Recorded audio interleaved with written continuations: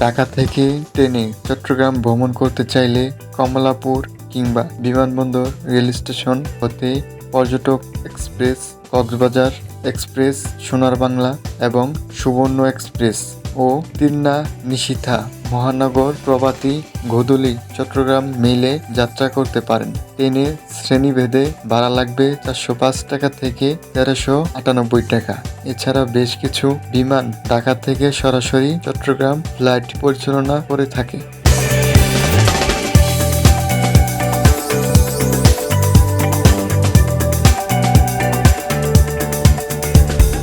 ঢাকা থেকে চাইলে একদিনেই পতেঙ্গা সহ আরও কিছু জায়গা ঘুরে আবার ফিরে আসতে পারবেন।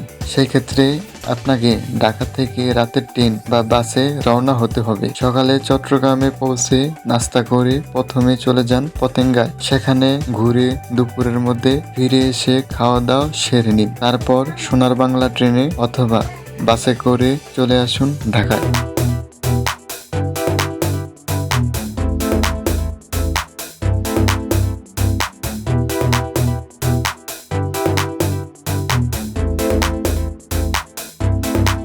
চট্টগ্রাম থেকে মাত্র 14 কিলোমিটার দূরে অবস্থিত এই সমুদ্র সৈকতে সহজেই যাওয়া যায় বলে পর্যটকের কাছে জনপ্রিয়তা দিন দিন বাড়ছে। এছাড়া এই সৈকতকে আরো আকর্ষণীয় করে তোলার জন্য বেশ কিছু পরিকল্পনা বাস্তবায়িত হচ্ছে। 5 কিলোমিটার দৈর্ঘ্যের পতেঙ্গা সৈকতকে আধুনিক ও বিশ্বমানের পর্যটন কেন্দ্র গড়ে তোলার লক্ষ্যে কাজ চলছে।